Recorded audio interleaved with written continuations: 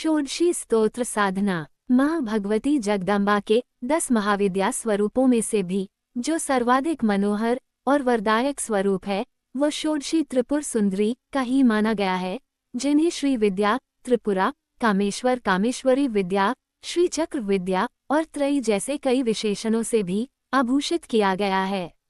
ऐसी कथा है कि महालक्ष्मी ने वर्षों तक उपासना और साधना करने के बाद जो अनेक वर प्राप्त किए, उनमें से एक वर यह भी था कि भविष्य में महालक्ष्मी के साथ श्री शब्द भी जुड़ेगा। कालांतर में तो श्री महालक्ष्मी का ही पर्याय बन गया, जबकि इसके मूल में इन्हीं त्रिपुर सुंदरी षोडशी का महात्म्य है। जीवन में धन, ऐश्वर्य, सुख प्राप्त करने के तो अनेक उपाय हो सकते हैं, कई साधनाएं संभव हैं, लेकिन व्यक्ति अपने जीवन में अचल संपत्ति का स्वामी बने और पूर्ण वैभव युक्त जीवन जी सके, इसके लिए त्रिपुर सुंदरी षोडशी की साधना परमावश्यक है। महालक्ष्मी भी इन्हीं के वर्चस्व से पूर्ण फलदायिनी सिद्ध होती है। षोडशी त्रिपुर सुंदरी का महत्वपूर्ण व दुर्लभ मंत्र अपने आप में 16 बीजाक्षरों से निर्मित है। भगवत्पाद शंकराचार्य ने प्रत्येक बीज के आधार पर इनकी स्तुति से संबंधित 16 अत्यंत उत्कृष्ट पदों की रचना की है।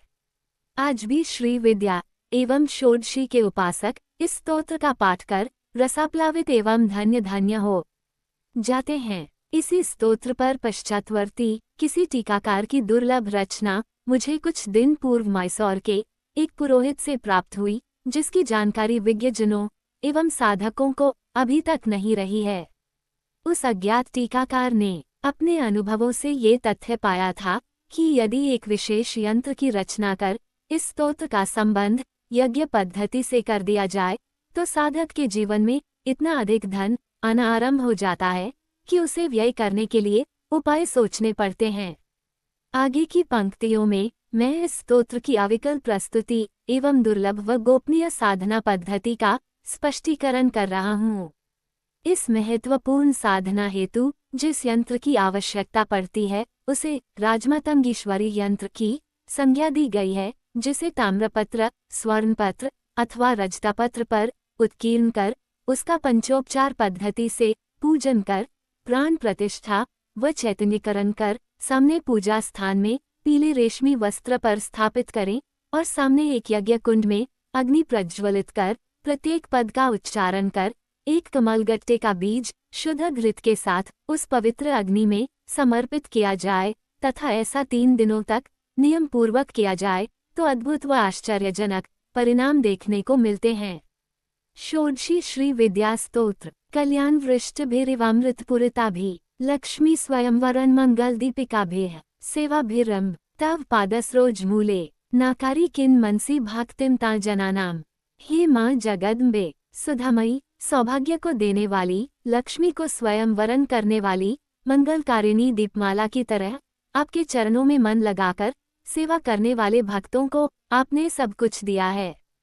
एतावदेव जननी स्पृहणीयमास्ते त्वद्धन्वनेषु सलिलस्सृजनेभे सत्रिध्यमुच्चदरुनाम्बु जसोदरस्य त्वद्विग्रहस्य सुध्या पर्याप्लुतस्य। हे भगवती, मेरी अंतिम अभिलाषा यही है कि अमृत से परिपूर्ण उदित होते हुए अरुण वर्ण सूर्य की तरह आपके दिव्य श्री विग्रह के समीप पहुंचकर आपकी आरती या स्तुति के समय मेरे नेत्र प्रेमाश्रु से पूर्ण हों।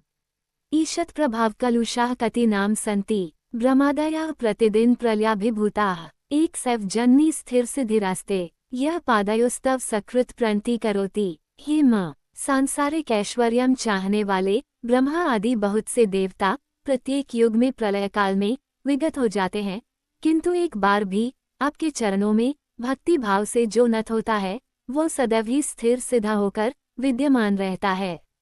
लब्ध्या सकृत त्रिपुरा सुंदरी तावकीन कारुण्य कंद लतिका तिभार कटाक्षम कन्वर्ज्य भावसुभगास्त्वयि भक्ति भाजः सम्मोहयन्ती तरुणी भुवन त्रयपी।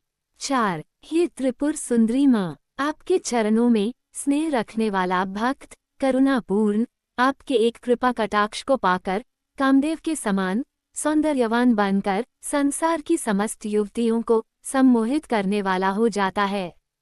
हीकारमेव तव नाम गृह्णन्ति ये वा मातस्त्रिकोणनिलये शिपुरे जिनेओ। स्वत्संवृत्ति यमहटाभिभाव्याया दिव्यंती नंदनवने सह लोकपालय। हे त्रिकोण में निवास करने वाली 3 नेत्रों वाली माँ त्रिपुर सुंदरी। हीकार, यह आपका ही नाम है, ऐसा वेद वचन है। उस नाम का स्मरण करके भक्त जन्म मृत्यु भय से छूटकर दिग्पालों के साथ नंदन वन में क्रीड़ा करते हैं। हंतु पुरांधिगलम परिपूर्ण मानः क्रूरा कथंत्र भविता गर्लस्य वेगः नाश्वासनाय यदि मातरिदम त्वाग्धदेहस्य शाश्वतमृताप्लुतशीतलस्य। हे माँ, आपके अमृतमय शरीर के अर्धाभाग से संपर्कित होने के कारण त्रिपुरहंता शंकर जी के गले में भरे हुए विष ने भी किसी का अनिष्ट अभी तक नहीं किया। सर्वज्ञता सदसी वाक्पटुता प्रसूते देवी त्वदन्धी सरसीरुह्योः प्रणामः स्फुरन्मुज्ज्वल मातपत्रम द्वे चाम्रे चमयति वसुधा ददाति। हे माँ, आपके चरणों में भक्ति भाव से किया हुआ एक भी प्रणाम सर्वज्ञता एवं सभा में वाक चातुर्य ही नहीं देता, अपितु दिक्मुकुट धवल छवि एवं 2 चामरों से युक्त पृथ्वी के साम्राज्य को भी वे देता है। कल्पद्रु में रभिभमत प्रतिपादने अश्नु कारुण्यवारिधिभिराम भावत कटाक्षय आलोकाया त्रिपुरा सुंदरी मामनाथ त्वयैव भक्तिभरित त्वयि बद्ध दृष्टिम। हे मो, मैं आपके अभिभाव से पूर्ण होकर आपका ही आस लगाया हुआ अनाथ हूँ। कल्पवृक्ष के सदृश मनोरथों को पूरा करने वाली अपनी करुणामय दृष्टि मुझ पर अवश्य डालिए।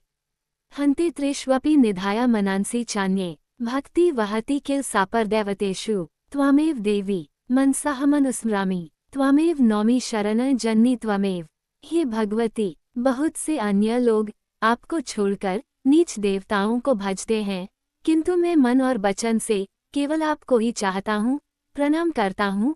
आपके सिवाय संसार में और कौन मुझे शरण दे सकता है।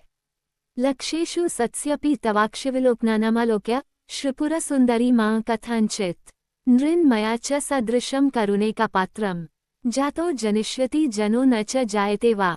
हे मां त्रिपुर सुंदरी, संसार में अनेक सुंदर सुंदर दृश्य है जिन्हें आप देख सकती हैं, किंतु मेरे जैसा करुणा का पात्र इस संसार में न है, न हुआ, न होगा। हिमिति प्रतिदिन जपता तवाख्या किंत्राम दुर्लभ ही त्रिपुराभिधाने माला किरीटमद्वारण मान्यान स्थान सेवते मधुमती स्वयमेव लक्ष्मी। हे त्रिपुर सुंदरी माँ, ही आपके इस नाम का जप करने वाले भक्तों के लिए कुछ भी दुर्लभ नहीं है। दिव्य मुकुट पहनी हुई मतवाले हाथियों से युक्त स्वयं माधुर्यमय लक्ष्मी निरंतर उसकी सेवा करती है। संपत्क्राणी सकले नद्रयानंदनानी साम्राज्यदान कुशलानी सरोरोहानी त्वद्वंदनानी दुरितोधरनो यतानी मामेव मातर्निष्कालयन्तु नान्यम। हे माँ कमलनयनी, आपकी स्तुति संपत्ति प्रदान करने वाली, इंद्रियों को आनंदित करने वाली, साम्राज्य प्रदान करने वाली एवं पापों को दूर करने वाली है। हे माँ, निरंतर ये सब मुझे ही दे, अन्यों को नहीं। कल्पोपसंहरन् कल्पितांडवस्य देवस्य खंडपर्शोः परभैरवस्य पाशांकुशैक्ष्वश्वासन पुष्पवानाः सा साक्षिणी विजेते तव मूर्तिर्का। कल्पांत के समय तांडव नृत्य करने वाले, खड्ग परशु धारण करने वाले भगवान शंकर के लिए पाश, अंकुश, ईख का धनुष एवं पुष्पवान को धारण करने वाली आप ही एकमात्र वह दिव्य मूर्ति शेष रहती हैं। लग्न सदा भवतु मातरिदम त्वदीयम तेजा पर बहुल कुकुम्पंकशोनम भास्यति करितमृत कुशलावतंस रूप त्रिकोणमुदित परमामृताक्तम। है माता, आपके शरीर पर लगे हुए लालिमा युक्त प्रगाढ़ कुकुम से तथा किरीट और मुकुट से निकलती हुई किरणों से शोभित विशेष के मध्य में स्थित आपके दिव्य देह से मानो अमृत रस टपक रहा है। ये देह सदैव शिवजी में संलग्न रहे। ही कारमेव तव धाम तदेव रूप त्वन्नाम सुंदरी सरोजनिवासमूले त्वत्तेजसा परिणतम वेयदादिभूत सौख्यम तनोति सरसीरुह संभवादयः। हे कमल पर निवास करने वाली माँ, हीकार, ये आपका नाम है, आपका रूप है। आपके तेज से उत्पन्न हुए आकाशादि के परिणाम स्वरूप जगत आदिकारण है, जो ब्रह्मा विष्णु द्वारा रचित एवं पालित होकर परमोच्च सुखदायक है।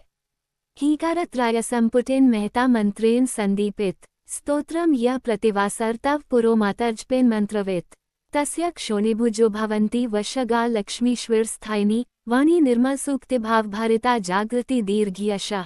हेम, जो साधक 3 हीकार से संपुटित और विशिष्ट मंत्र से संदीपित इस स्तोत्र का प्रतिदिन पाठ करता है तो राजा लोग उसके वशीभूत हो जाते हैं, लक्ष्मी स्थिर रहती है तथा उसकी वाणी निर्मल हो जाती है तथा वह पृथ्वी लोक पर चिरकाल तक जीवित रहता है।